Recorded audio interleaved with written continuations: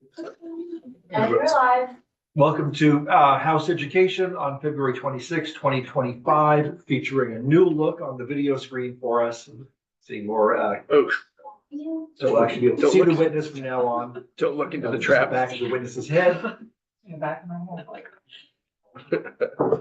Starting this morning, we are going to walk through a miscellaneous education bill. For our new members, this is something we typically do with lots of sort of small technical changes or small non-controversial things.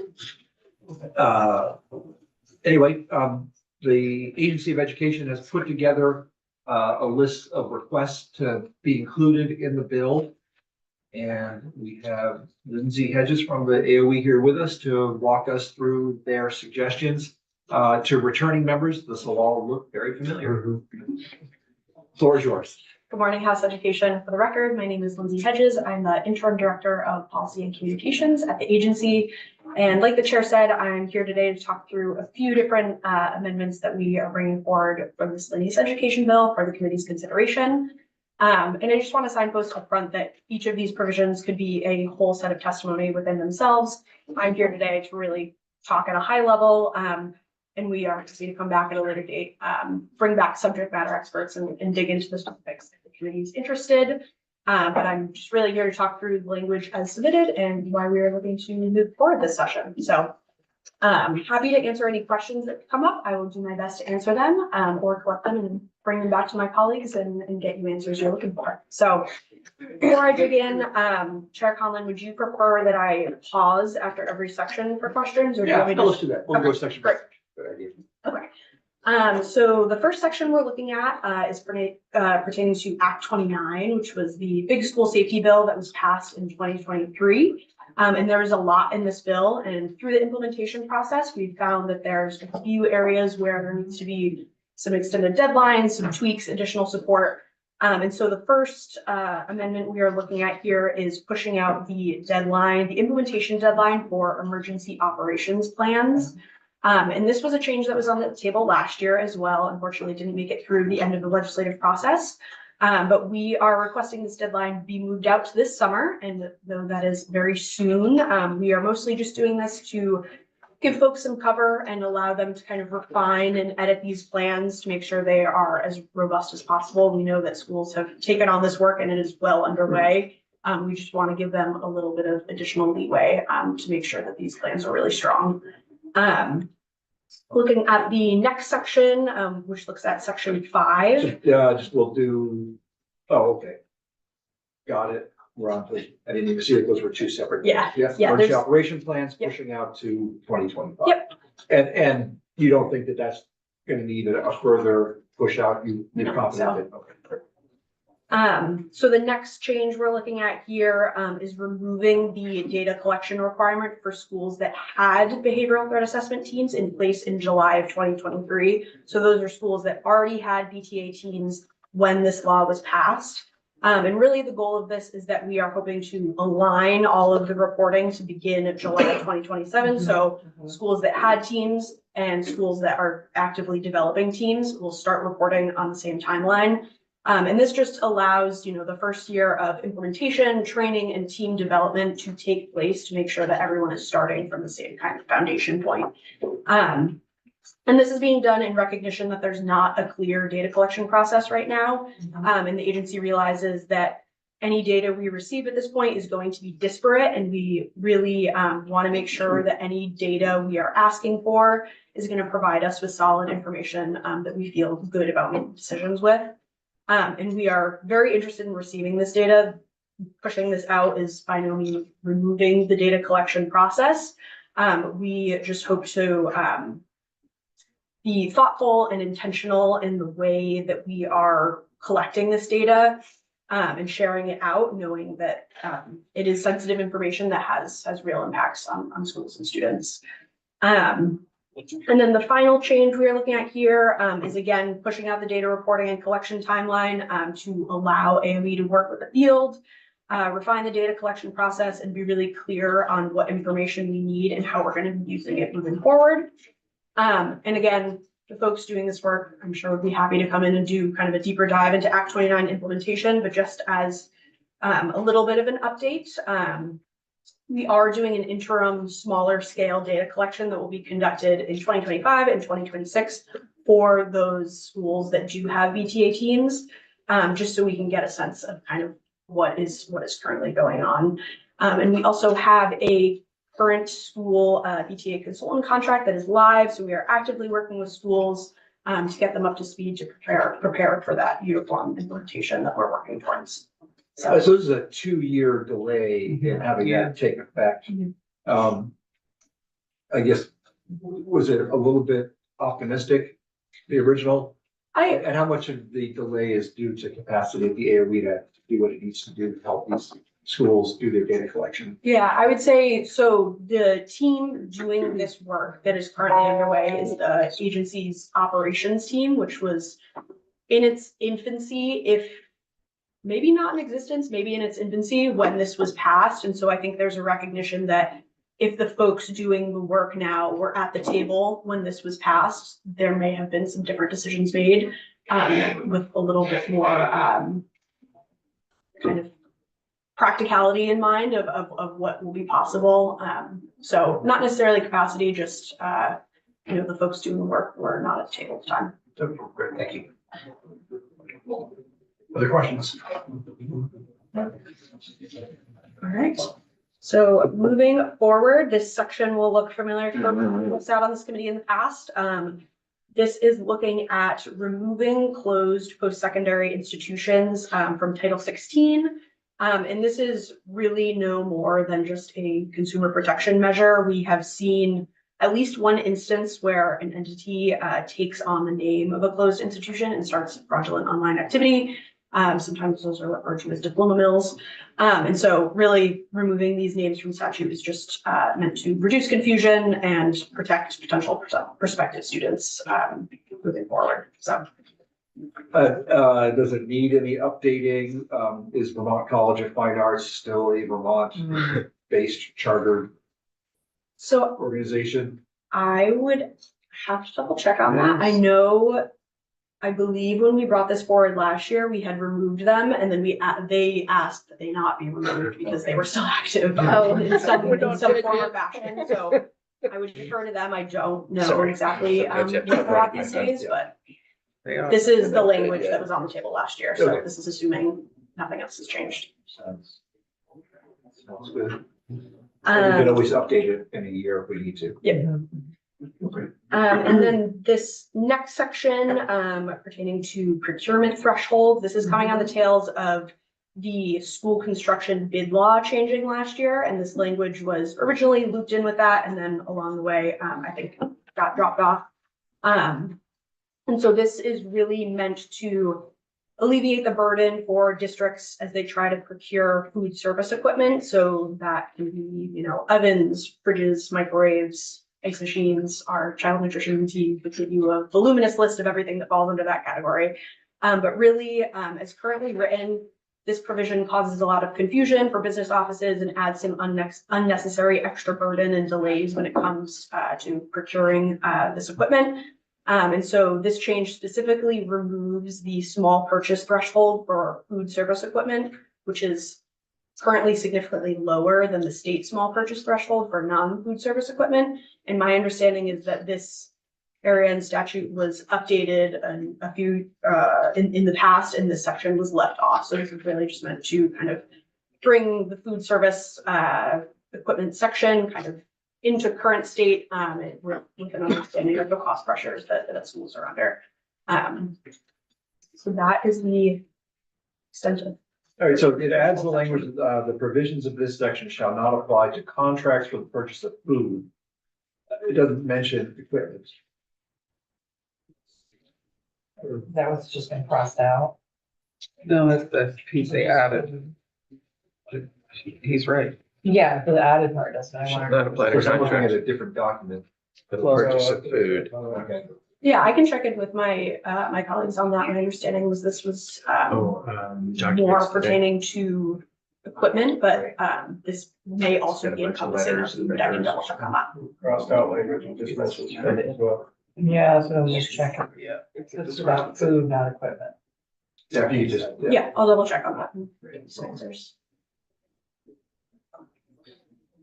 So moving into the next section, this covers the diploma program and dual enrollment program. And so the adult diploma program replaced the high school completion program last session, and these changes were made to better align federal and state requirements and reduce administrative confusion. And unlike the high school completion program, which was a district-run program that allowed both enrolled and unenrolled students to participate, the adult diploma program is an AOE administered program, and so we are on the hook for federal adult education literacy grant requirements. And those grant requirements currently prohibit students enrolled in school from receiving the adult ed services. So there's a little bit of contradiction in the statute there. And so Section 944 is the dual enrollment program. Again, we believe this is contradictory to 945 that states that students enrolled in post-secondary institutions are ineligible for the adult diploma program. And so this change is really just meant to ensure consistency with federal regulations and maintaining the adult diploma program's purpose. So that's the extent of that change. And then there is one other change regarding adult diploma program, which is removing what the agency believes is unnecessary language regarding performance-based funding. So this is removing language that ties funding to student performance, which again, we believe is inconsistent with the adult ed grant requirements at the federal level. Adult ed funding is not contingent on student outcomes. The AOE, it maintains oversight of the providers. And so we, again, have oversight of provider performance, and the grant funds are contingent on compliance and not necessarily student outcomes. And so the intent of removing this language is to prevent confusion, align with federal rules.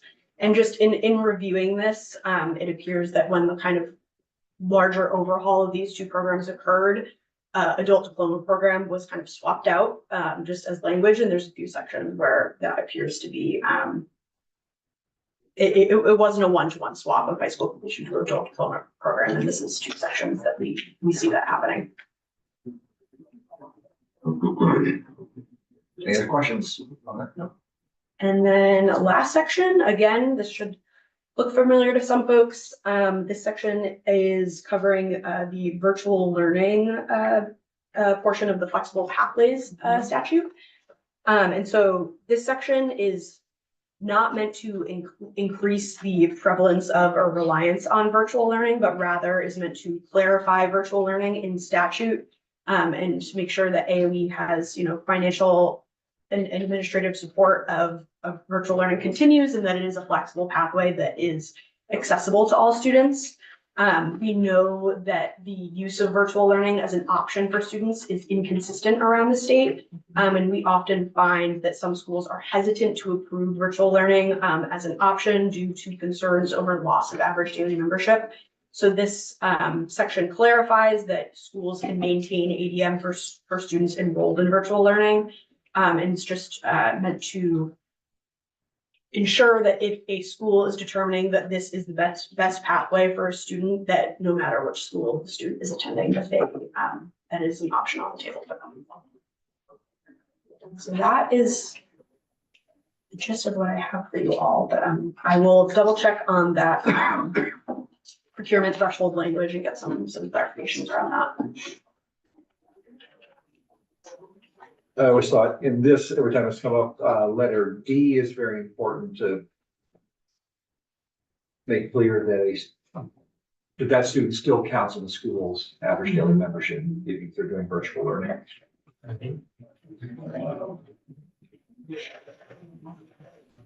Is the, I'm looking at the part you provided, and I assume the red signifies changes sort of from last year's version to this year's version. Yeah, I apologize if you have this printed out. I realized when I printed it out myself this morning that some of the edits made to this document were done with actual strike through and some of it was track changes. So it hasn't all come through in the printed version, but it should come through on the online version. But yes, the red is indicating changes. I don't know if it's necessarily indicating changes from last year, but I can double check on that.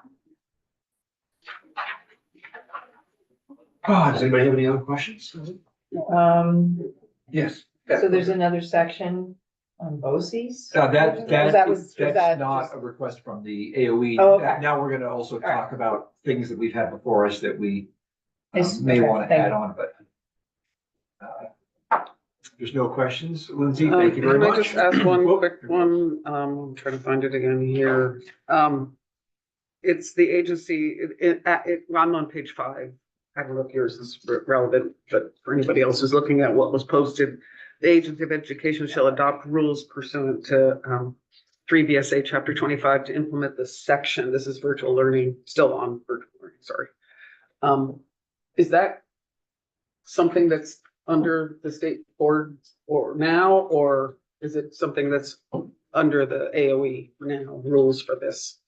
That is a good question that I don't know the answer to off the top of my head. That's okay, I just want to but find that out. Yeah. Lunch council maybe able to answer Yep. or walk through. Thanks. Thank you. Thank you. Thank you. Appreciate it.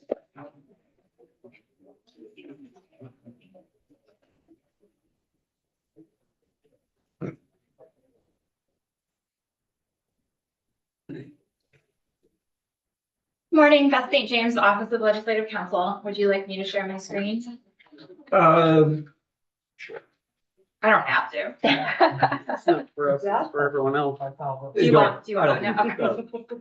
I only ask for your benefit. I Thank realize you. that. I would be very clear if it was for my benefit.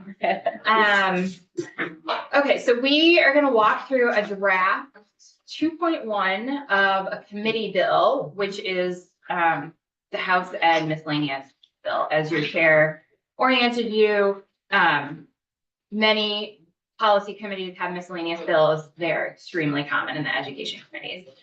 And committee bills have no introduction deadline in the first year of the biennium. So we're gonna be looking at a bunch of drafts. And then when you all are happy with that draft, you would vote it out of committee and then it would get a bill number and be ready for introduction. So it's a little different than when we're looking at individually introduced bills. But the substance of the bill should look very similar to you. So I don't know what's most helpful to you. Lindsay did a great job of walking you through all of the concepts involved. Do you want me to just go section by section and ask if anyone has any questions, or what would be most That helpful is to you? probably as good a system as any. Okay. Meanwhile, Annie, would you mind emailing me a copy? I thought I had a paper copy sitting here of the Senate miscellaneous ed bill that did not pass last year. Oh, I did bring that. Yes, and then I lost it. Promptly, everybody say promptly, and I promptly lost it. I tried to use reader assistance headings here for the broad topics. So the first broad topic is school safety.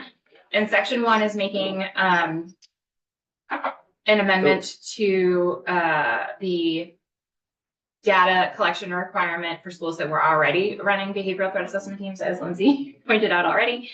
Any questions? This is repealing that requirement.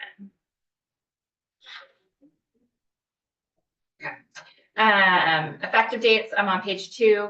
Again, this is a change to the effective dates of 2 pieces from the school safety bill from 2023, pushing out effective dates or implementation dates for emergency operations plans and the behavioral threat assessment team and all of the requirements that go along with those topics. And just a reminder that it's the view of AOE in the field that they need more time to meet the requirement. So still on page 2, moving on to the second topic, post-secondary schools.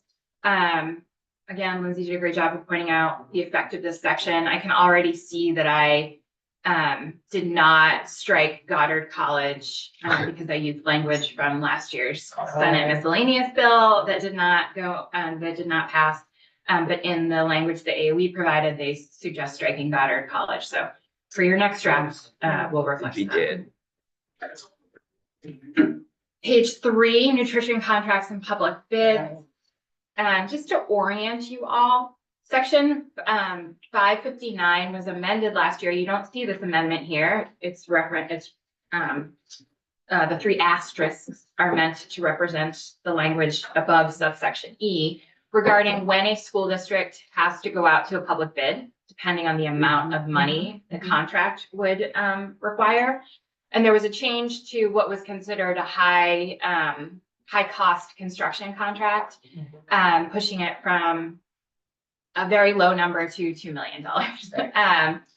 And so what this section is proposing to do, as you all have noted, is say everything above subsection E does not apply to the provisions of this section for contracts for the purchase of food made from a nonprofit school food services account. And that's just in relation to how bids and contracts, how that procurement process works. But I agree with you all that this language is specific to the purchase of food.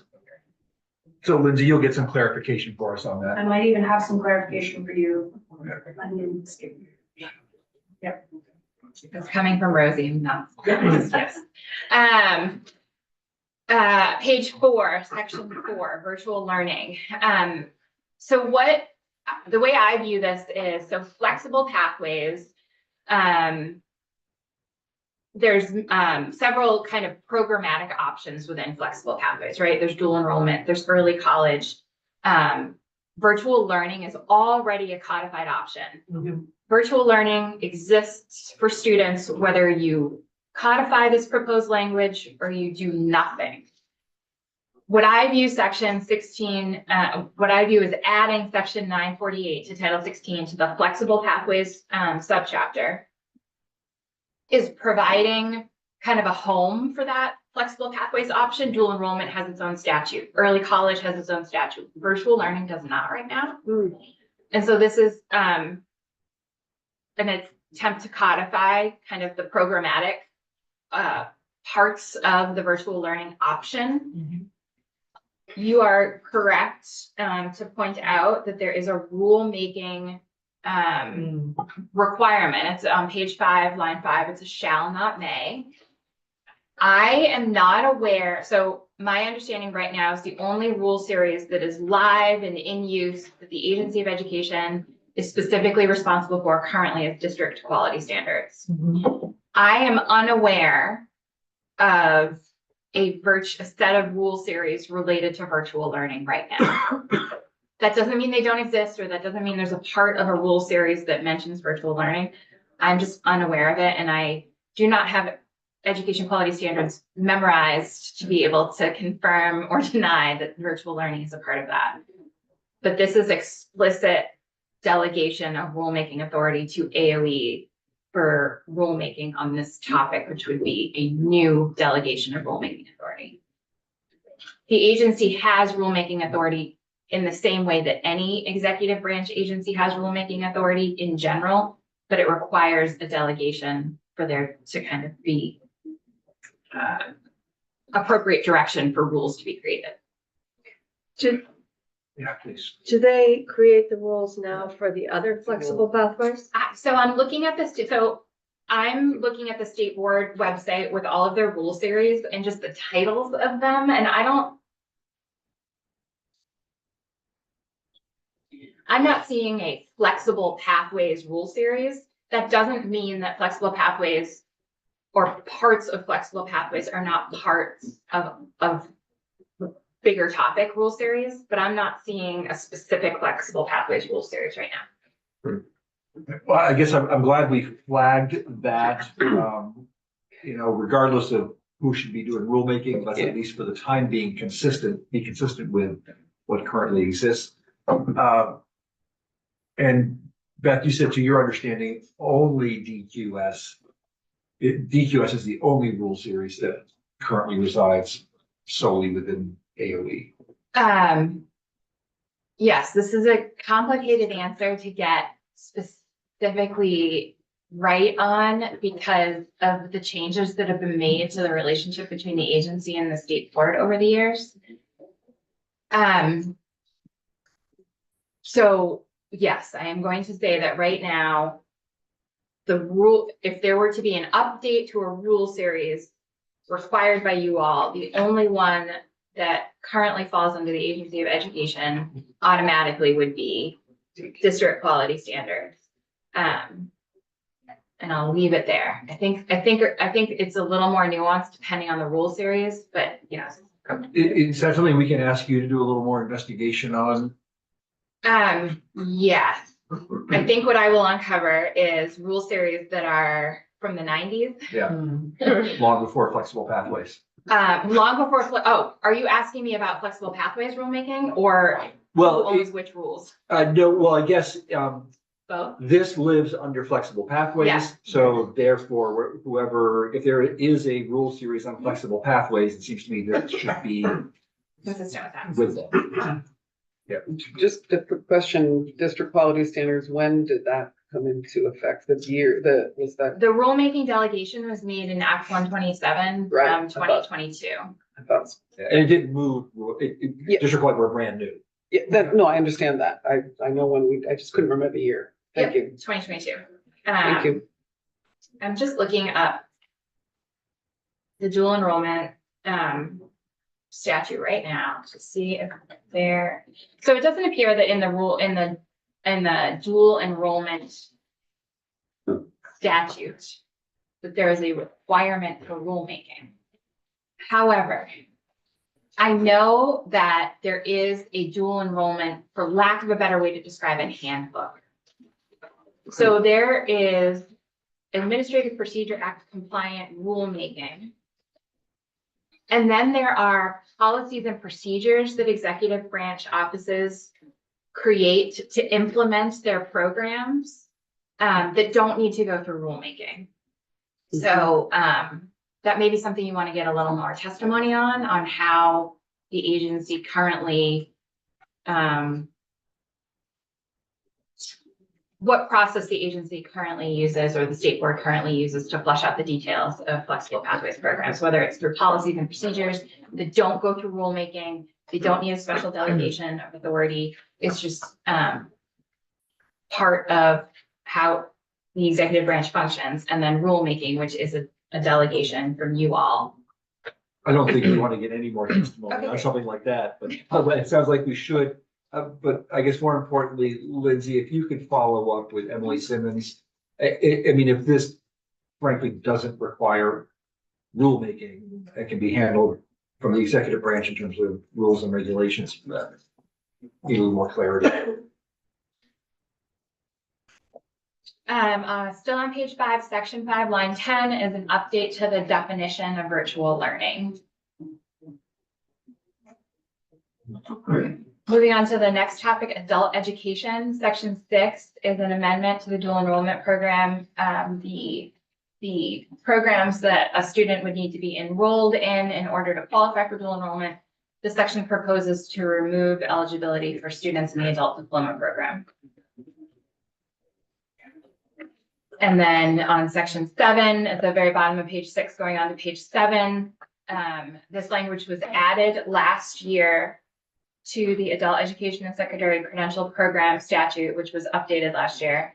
And so there's this bill proposes, or this draft proposes, to remove this language regarding whether the diagnostic portion of the program could be used to exclude individuals from the program for conditioning. And then page 7, line 7, BOCES Startup Grant Program. We are now entering the non-AOE recommended language. So just, we had talked as a committee, after hearing from the one group that is trying to create a BOCES, they said that it would be much easier for districts if they could have access to the $10,000 startup grants to be able to hire the legal services or whatever they need to write articles of agreement. They could have it before the articles of agreement. We had set it up so that that money didn't come until articles of agreement were approved. That's the motivation for the language here. So section 8, I'm on page. Sorry. I hit some, there we go. I'm on page 7, section 8, starting on line 8. So this is an amendment to the BOCES grant program, which lives in session law. it was section 4 of the BOCES bill last year, Act 168. And I will just say, sometimes I nail language and sometimes this process is for you to help me refine language and clearly implement your goals and intent. So work in progress. So I'm just gonna, I think it would just be helpful to read through all of it to kind of orient you. So there is established, so remember, the language is not underlined or struck through its current law. If it's underlined, this bill is proposing to add the language. And if the language is struck, that is current law that this bill is proposing to get rid of. So there is established the BOCES Startup Grant Program to be administered by AOE from funds appropriated for this purpose to award grants to enable the formation of boards of cooperative education services formed pursuant to Chapter 10 after July 1, 2024. Supervisory unions shall be eligible for a single $10,000 grant. So current law has the BOCES having to be formed. This is suggesting that it's the SUs that are getting together to figure out whether they want to form a BOCES that would be eligible for the grant. After 2 or more boards vote to explore the advisability of forming a board of cooperative education services pursuant to 16 VSA subsection 603A, that is taken directly from the statute of the language of how a BOCES is formed. Grants may be used for startup and formation costs, including the development of proposed articles of agreement. I included that language specifically because that seems to be what you've heard the most testimony about regarding where the costs and work are coming from. And then this is something that I think is a policy choice and you all will need to kind of put some thought into this, or maybe you love it. Grants shall be awarded to only one supervisory union within each group of supervisory unions exploring the formation of a BOCES. The way the grant program was originally set up was a BOCES had to form, and there was a limit on the number of BOCES that could be formed, and there was a limit on the amount of money eligible for a grant, and there was a limit on the appropriation. And so it was 10, 10, 10, 10, 10, 10, 10, whenever I hit 7. This gives you more flexibility. You could decide to say, we're still only gonna limit the amount of BOCES formed. And if 2 or more are getting together, then only one of them is eligible for a total of 10 grand. And they have to share it amongst themselves, you know, a portion cost. Someone's gonna be taking the lead for that work, et cetera, and billing for that work, et cetera. You could prorate things. You could allow every supervisory union to be eligible for the grant, right? There's a lot of policy choices here, but this is just meant to get the conversation started. And then I made no changes to the amount of the appropriation. There's carryover language here. So if this money was not spent last year, it does not automatically revert. It can stay with the agency to continue to be used in subsequent years. I included this language just so you know how much the appropriation was in case you chose to make changes to that. Yes. How would these, if a BOCES were to form now, how would, in the context of a possible transformation of districts sizing, how would that affect BOCES if the BOCES were to form? The BOCES would still exist regardless of their. Totally depends on the policy choices you make regarding, I mean, we could be here for days talking about all of the different options, but you've absolutely hit on one area of Title 16 that would potentially need to be amended depending on the choices you make regarding school district size, whether supervisory unions continue to exist. Absolutely. Probably fair to say that if we went to 5 districts, nobody would be applying for a BOCES. Right. I was just wondering if the one formed before any of that took place, how it would be. Right. Do you mean eligibility, whether they'd have to pay back the money? Just the overall, right, how they would fit into the whole scheme of the new environment that they would be in. Yeah, really, I guess. A myriad of policy choices, and it would probably be me encouraging you to take some explicit action related to the landscape. Or the existing, Right, we would have to take some sort of action because the existing OC's membership would sort of cease to Right. exist. Right over Uh, And on sort of more philosophical level, that BOCES would probably have to decide whether they needed to exist anymore. Mhm.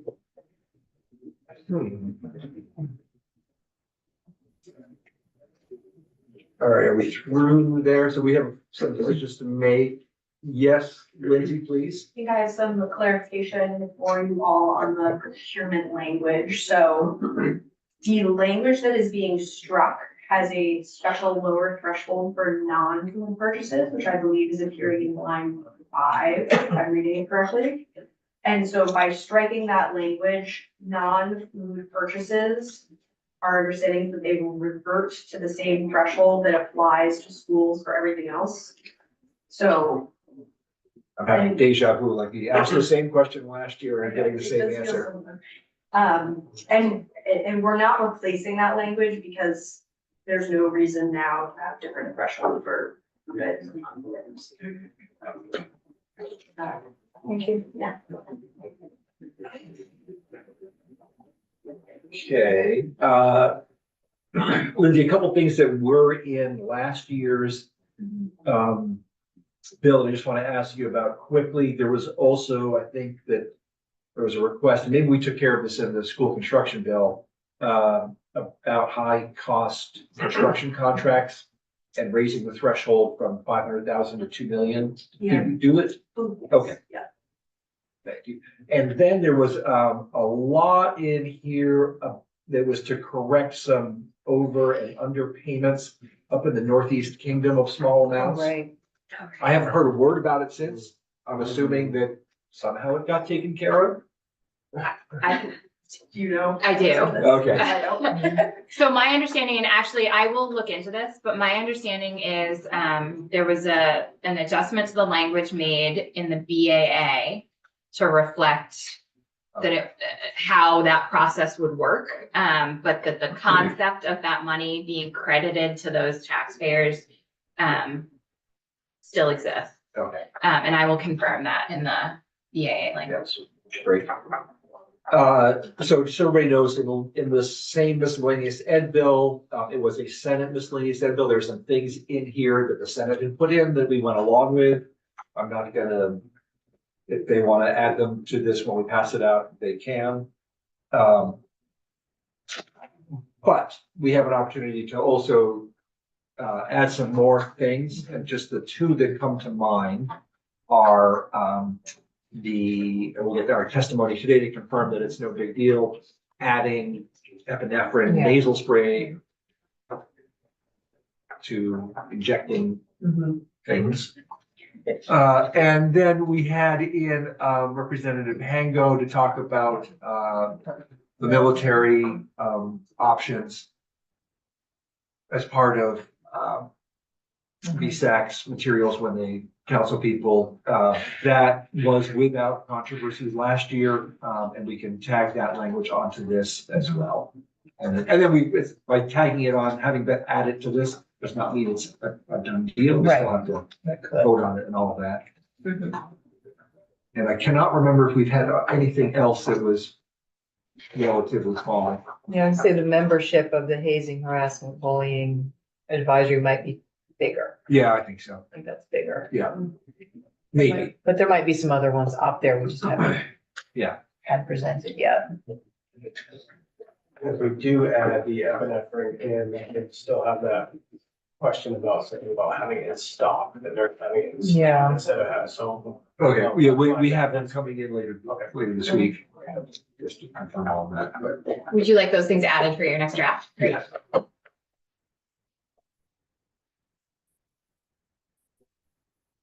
All right, any other questions or thoughts on additions at this point? I will just say in the bill that didn't pass, there are a couple, we did have this committee, the previous incarnation of this committee, did add some language about getting a report on the cost of mental health and behavioral needs services provided by school districts. I think that's to the extent that it's been that they've been able to extract that information exists. To the extent that it can be. There was also, language just making clear that in the, case of a vacancy in the Secretary of Education, that the search start. It doesn't mean that the position has to be filled, but that it allows the State Board of Education to begin the search, within, I think, 90 days. I'd sort of like to keep that added in, and we can bring it in when we do the next version for discussion. You want both of those? What was The secretary search, Yeah, and then the behavioral or the mental health costs? No, okay. I'm just looking at what else was in there that the House had put in. But you do want the secretary search language? Yeah. Okay. Yeah, again, just for discussion when we come back.